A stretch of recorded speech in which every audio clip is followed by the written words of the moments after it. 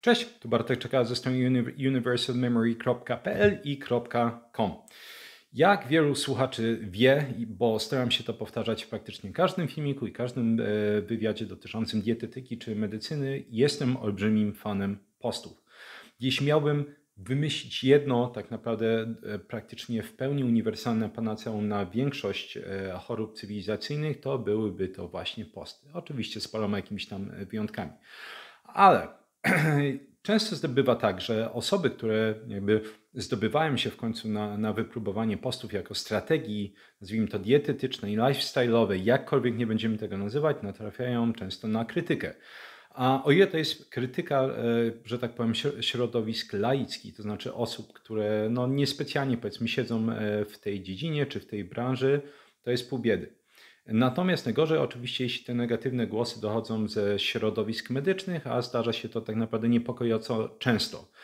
I mimo, że argumentów oczywiście jest dosyć duża pula negatywnych przeciwko postom, natomiast jakby nie będziemy ich obalać w tym odcinku, to jedna z absolutnie absurdalnych opinii dla kogokolwiek, kto miał cokolwiek wspólnego z medycyną, jest to, że podczas postów będzie dochodzić do hipoglikemii, czyli obniżonego poziomu cukru we krwi.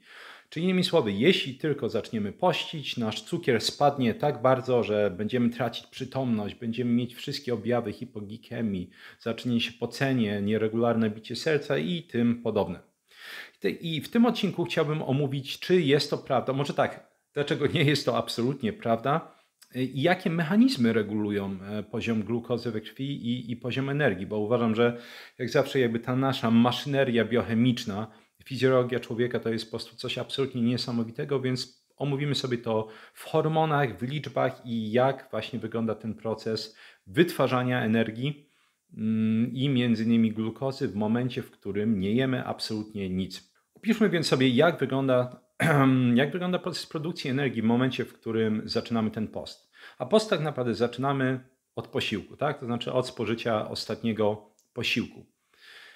I teraz trawienie, czy ten proces trawienia, rozumiany przede wszystkim jako dojście tego pokarmu, tej miaski pokarmowej do jelita cienkiego, gdzie będzie odbywać się wchłanianie i makroskładników odżywczych i mikroskładników odżywczych, będzie trwać 3-4 godziny, jeśli będziemy mówić o tak naprawdę dosyć miarkowanie dużym, nazwijmy to, ostatnim posiłku. Natomiast jeśli ten posiłek jest bardzo bogaty kalorycznie złożony, to ten proces może trwać nawet 7-8 godzin.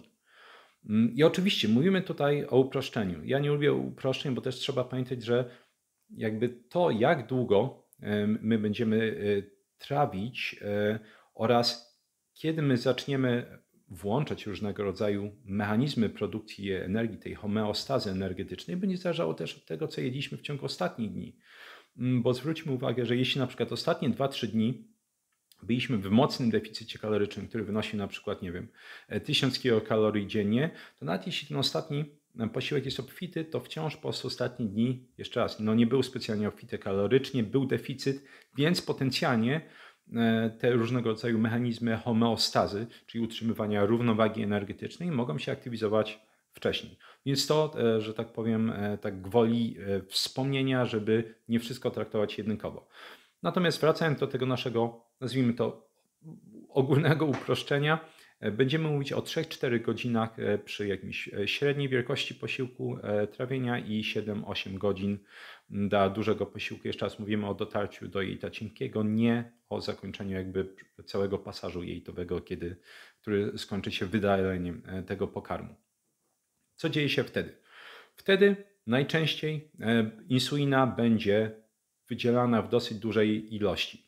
I oczywiście insulina przede wszystkim będzie wydzielana w bardzo dużej ilości, jeśli w tym posiłku ostatnim były węglowodany w znacznej ilości, czy różnego rodzaju cukry. Nawet jeśli ich nie było, to wciąż istnieją różnego rodzaju aminokwasy, czyli składowe białek, które są w stanie aktywizować wydzielanie insuliny. Jest to przede wszystkim arginina i leucyna. Tak czy siak mamy wyrzuty wtedy dosyć duże insuliny. Im więcej węglowodanów i cukrów, tym większe wyrzuty insuliny.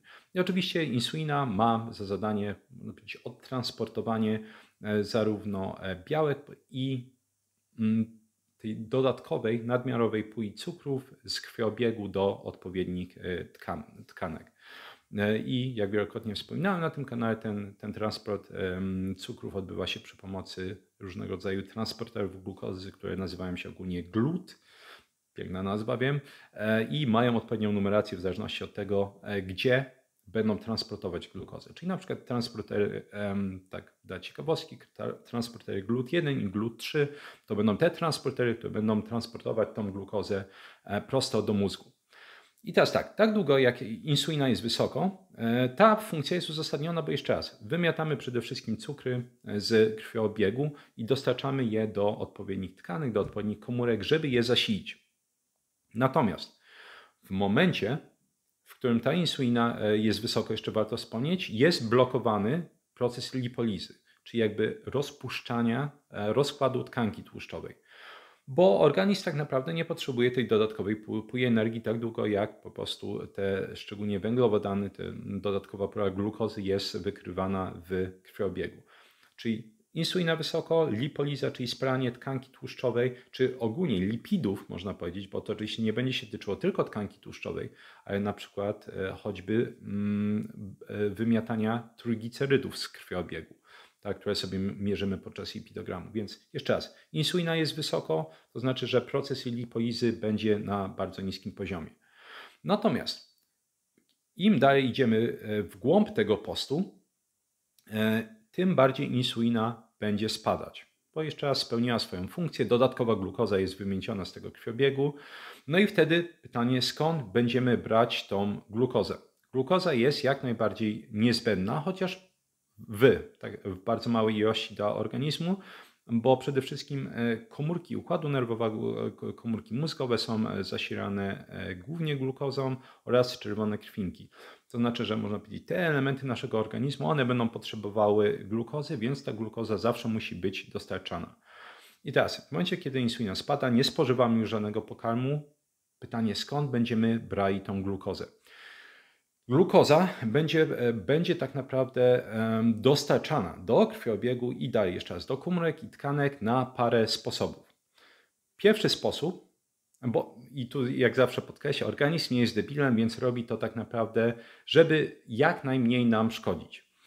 Pierwszy krok to jest rozkład, dokładnie mówiąc ładnie, hydrolizacja glikogenu z wątroby i z mięśni. Glikogen to jest, można powiedzieć, zmagazynowana glukoza. Czyli za każdym razem, kiedy jemy sobie posiłek, tak, i mamy jakiś tam nadmiar tej glukozy, będziemy sobie, czy to nadmiar, czy jest spożywane, że tak powiem, w normie, to znaczy w pułapie naszego spożycia kalorycznego, będziemy sobie tworzyć te zapasy glikogenu. I oczywiście w momencie, w którym nic nie jemy, to w pierwszej kolejności organizm będzie hydrolizować ten glikogen z wątroby i z mięśni, i ten glikogen oczywiście będzie zamieniany w glukozę i tak będziemy dostarczać glukozy do organizmu. Teraz, ile jest tej glukozy i na ile ona starczy, bo to jest kolejna ciekawa kwestia. Nie ma pełnej zgody, jeśli chodzi o literaturę, bo też zgody nie może być pełnej, zaraz sobie wyjaśnimy dlaczego. Ogólnie szacuje się, że dziwny przelicznik, ale 1 kg wątroby jest w stanie magazynować mniej więcej 12 do 80 gramów glikogenu. I zwróćmy uwagę, że jest dosyć duży rozrzut. Jakby są to kwestie między innymi genetyczne, czy właściwie w dużej mierze genetyczne, ile będziemy w stanie tego glikogenu zmagazynować, ale też oczywiście też potencjalnie metaboliczne, jak zdrowa jest ta wątroba. Niektórzy będą mieli większe wątroby, niektórzy będą mieli mniejsze wątroby bez jakby żadnych, powiedzmy, dodatkowych patogennych mechanizmów, bo z takimi się urodzili. Natomiast szacuje się mniej więcej, że przeciętna wątroba ma 1,2-1,4 kg i będzie ona w stanie magazynować 60 do 75 gramów glikogenu, który będzie właśnie uwalniany w glukozę. I ogólnie całe te zapasy glikogenu w organizmie, one będą kończyć się mniej więcej i znowu są to jakieś rozrzuty, znowu rozrzuty muszą być liczbowe, bo to będzie zależało po prostu jeszcze raz, ile będzie mieć zmagazynowane, jaki jest nasz metabolizm, jakie jest zapotrzebowanie energetyczne itd. itp. Natomiast szacuje się, że od 18 do 24 godzin średnio to jest czas potrzebny, żeby pozbyć się całego glikogenu z naszego organizmu. Czyli innymi słowy, do tego momentu będziemy mieli usunięte całe te nasze zmagazynowane zapasy glukozy. Jako kolejną ciekawostkę jeszcze mi się przypomniało, warto wspomnieć, że szacuje się, że wątroba będzie uwalniać około 4 gramy glikogenu na godzinę. To jest oczywiście znowu pewna przeciętna, natomiast mniej więcej tego tempa wydzielania glikogenu, czyli zamiany następnie tego glikogenu w glukozę możemy się spodziewać podczas poszczenia. I teraz tak, im bardziej jesteśmy bliscy końca, czyli jakby zużycia całego glikogenu, tym bardziej zaczynamy nasilać inne procesy dodatkowo produkcji glukozy. I jakie to są procesy? Oczywiście chodzi o glukoneogenezę de novo, czyli geneza, tworzenie de novo, od nowa, od glukozy. Czyli innymi słowy, nasz organizm zaczyna produkować sam glukozę. I znowu, jakby produkcja tej glukozy będzie zależała od momentu postu. I będzie wyglądało to mniej więcej w ten sposób, że na samym początku przede wszystkim będziemy ze spalania tkanki tłuszczowej, czyli adipocytów, tych komórek tłuszczowych, pozyskiwać glicerol. Tkanka tłuszczowa, te adipocyty, ona zawiera olbrzymie ilości, czy znacznej ilości, może przesadzam, ale znacznej ilości właśnie trójglicerydów. I tam między innymi będą znajdowały się cząsteczki glicerolu.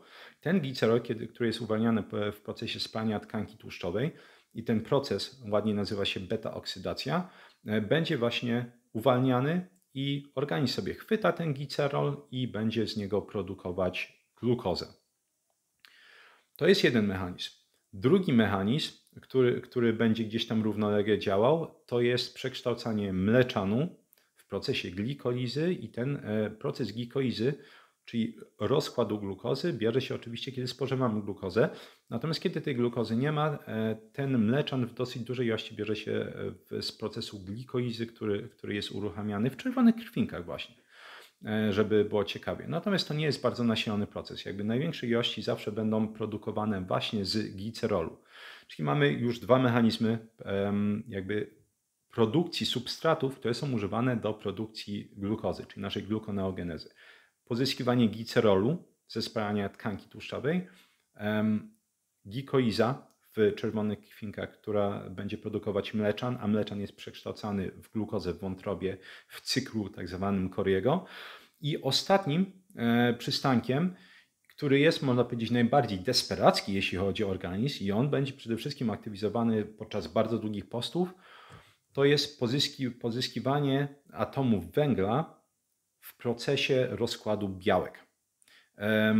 Niejaki Krebs, ten pan, który opracował cykl Krebsa, obliczył, że mniej więcej 1 gram glukozy może być produkowane z rozkładu 1,75 gramów białka i nie jest to opłacalny tak naprawdę przelicznik. I nie bez powodu podczas poszczenia organizm bardzo długi czas będzie ograniczać spalanie mięśni w jakiś sposób, czyli innymi słowy rozkład białek. Czemu? Bo to są najbardziej, że tak powiem, funkcjonalne elementy naszego organizmu. Tkanka tłuszczowa to jest po prostu ta bateryjka wokół pasa, którą właśnie mamy na czarną godzinę. Stąd moment, w którym jakby dojdzie do jakiegokolwiek znaczącego rozkładu mięśni, będzie odwleczony o tyle, o ile mamy tkanki tłuszczowej. Osoby szczupłe oczywiście, poszczenie długo nie jest skazane. Natomiast jeśli chodzi o osoby, które tej bateryjki wokół pasa mogą pościć bardzo długo. Notabene, nie jestem pewien, czy dokładnie pamiętam, ale najdłuższy post odnotowany na świecie to było gdzieś tam 350, chyba 380 dni. Zaraz tutaj gdzieś wrzucę na ekran, jak to potem znajdę. Oczywiście to było pod kontrolą lekarzy, osoba była koszmarnie otyła i miała podawane między innymi elektrolity, ale tak długo trwał ten post. I nic dziwnego, bo podczas rozkładu tkanki tłuszczowej, jeszcze raz, będziemy produkować całe mnóstwo energii, ten glicerol, żeby produkować glukozę, która notabene gdzieś też tam wspominałem, ale ona jest produkowana mniej więcej w ilości 20 gram na dobę już w takim procesie mocnej ketozy, czyli w mocnym stanie ketozy, bo po prostu tylko tyle jest potrzebnych, żeby zasilić te czerwone krwinki i komórki mózgowe. Nasz organizm po prostu nie potrzebuje dużo glukozy, więc nie powinniśmy się spodziewać, że tak powiem, że ten proces glukoneogenezy produkuje olbrzymie ilości energii. Tak to wygląda w skrócie, czyli tak będziemy pozyskiwać glukozę, żeby utrzymywać to stężenie glukozy na pożądanym poziomie. I oczywiście im dłuższy post, tym bardziej będzie spadać ten poziom glukozy, bo to nie jest tak, że jeśli ten pożądany poziom glukozy będzie wynosić od 70 do 100, to cały czas będziemy się, nie wiem, na 80 czy 85 utrzymywać, a on będzie z każdym kolejnym dniem, jeśli te posty są dłuższe, spadać, gdzieś tam będzie kręcić się w okolicy 70 przy długich postach. Natomiast to jest produkcja glukozy. Będzie oczywiście większa część energii wtedy pozyskiwana ze spalania tkanki tłuszczowej. I teraz właśnie sobie opiszemy, jakie mechanizmy będą regulować, jakie hormony będą regulować proces wytwarzania energii z tkanki tłuszczowej i właśnie jak będą wpływały na ten proces produkcji glukozy. Jeśli chodzi o hormony, głównym bohaterem, absolutnie takim super bohaterem utrzymywania homeostazy w organizmie będzie glukagon. Mimo że oczywiście będzie jednym z takich, bym powiedział, głównych bohaterów, to trzeba pamiętać, w organizmie większość rzeczy działa całymi sieciami, więc nie jest to jedyny hormon, do czego zaraz dojdziemy.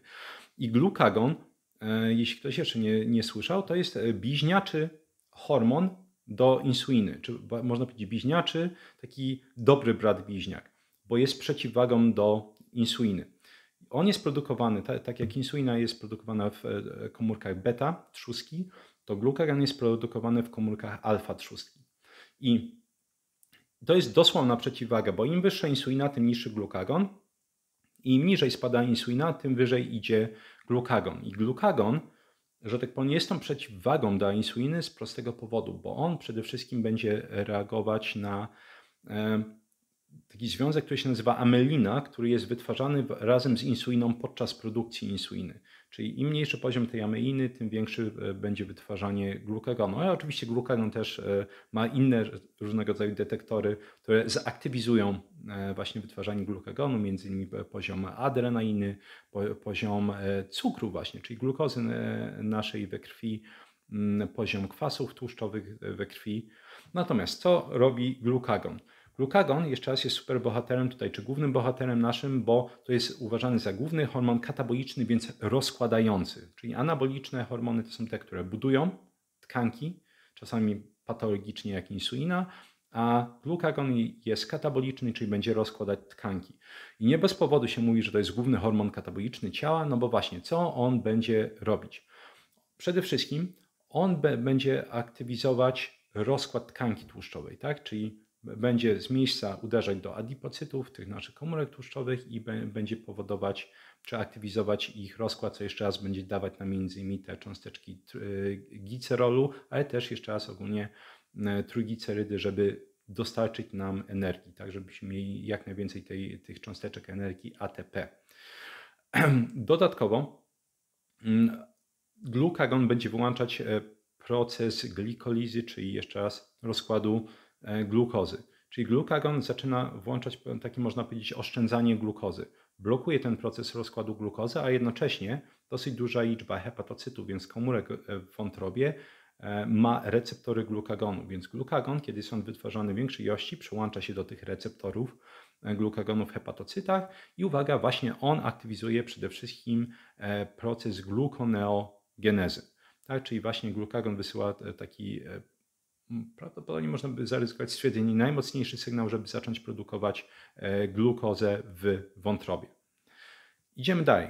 Kolejnym bohaterem będzie hormon wzrostu. Dla wielu osób może wydawać się to absurdalne. Mówię z własnego doświadczenia, bo lata temu jak o tym czytałem, wydawało mi się to absurdalne, bo hormon wzrostu kojarzy się z rośnięciem i rośnięcie kojarzy się z jedzeniem raczej, a nie poszczeniem. Natomiast będę o tym niedługo kręcić osobny odcinek, ale stężenie hormonu wzrostu w ludzkim organizmie po jednej dobie jest w stanie wzrosnąć paręset procent. Aż tak mocno będzie wydzierany hormon wzrostu. Czemu?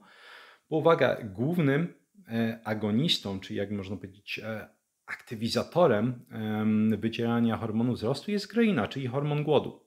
I ta greina oczywiście w momencie, w którym będziemy mniej spożywać pokarmu, ona jest wydzielana w większej ilości, co będzie aktywizować wydzielanie hormonów wzrostu. Czyli jak zawsze, tak jak to powtarzam, niesamowite jak te wszystkie rzeczy w organizmie łączą się ze sobą. Jak będzie działać hormon wzrostu? Hormon wzrostu, żeby było śmiesznie, jest hormonem anabolicznym, więc budującym, jako przeciwwaga do tego, co mówiliśmy o glukagonie, ale będzie mieć, że tak powiem, zazębiające działanie. Po pierwsze, hormon wzrostu przyczynia się akurat do rozkładu tkanki tłuszczowej, czyli lipidów, więc do tej lipolizy, o której mówiliśmy. Natomiast tak jak mówiliśmy, że glukagon wyłącza proces glikolizy w organizmie jako jeden z hormonów, to glukagon poniekąd go uzupełnia, bo on będzie blokować wchłanianie glukozy w wątrobie, a jednocześnie będzie produkować właśnie w wątrobie glukoneogenezę. I bo jakby wątroba jest głównym miejscem produkcji właśnie glukozy na tej ścieżce glukoneogenezy, chociaż jako ciekawostka nerki też są w niewielkim stanie produkować glukozę. I hormon wzrostu jest anaboliczny, jak mówiliśmy, że on buduje i odpowiada za syntezę białek. I to jest jeden z tych hormonów, który właśnie będzie nas bardzo długo chronić przed rozkładem mięśni, przed rozkładem białek. Czyli on jakby wzmaga syntezę białek.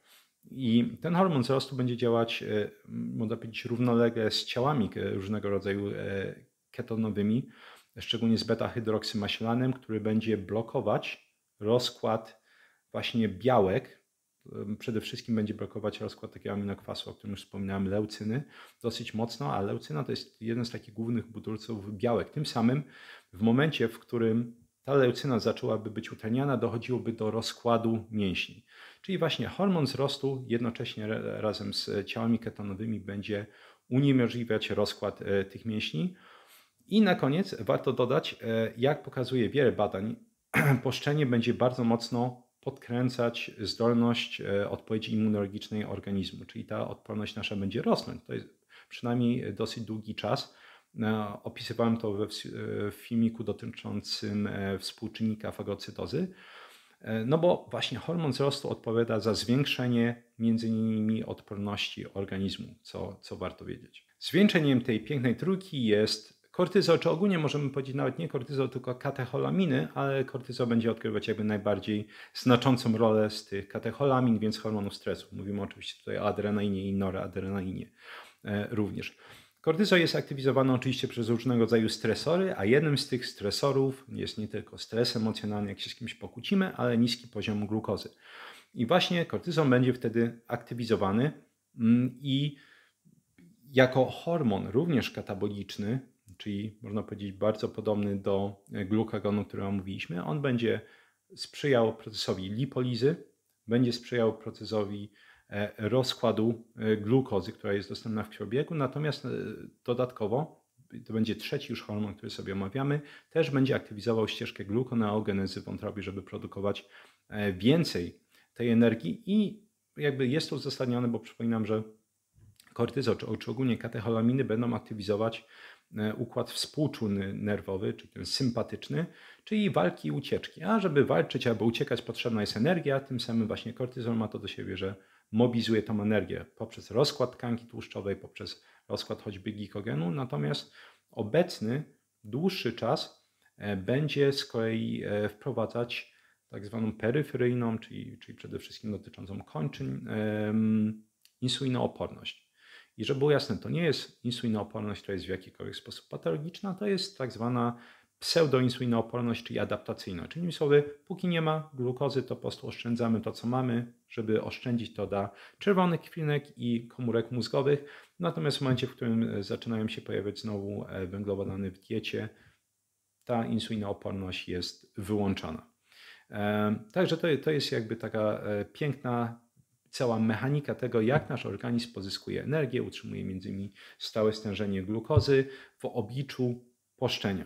I oczywiście jeszcze raz warto podkreślić, jeśli nawet zużycie tych zapasów glikogenu będzie trwało do 1 dnia, to w przypadku takich krótszych postów nie jest to tak naprawdę żaden kłopot. Trzeba by naprawdę długo pościć i być bardzo chudym, żeby to było w jakikolwiek sposób niebezpieczne, więc, że tak powiem, takie typowe krytyczne uwagi możemy sobie gdzieś tam między bajki wsadzić.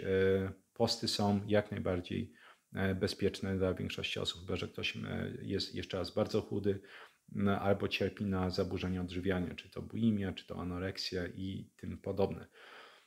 Mam nadzieję, że podobał Ci się ten filmik i pozwolił więcej zrozumieć a propos tego, jak nasze ciało inteligentnie funkcjonuje, bo cały czas mówię, to jest ta dynamiczna homeostaza, tak? Zawsze organizm, jeśli nie będzie mu się przeszkadzać, dąży do po prostu tej homeostazy, więc równowagi, również energetycznej, która odbyła się w tym przypadku w ten sposób.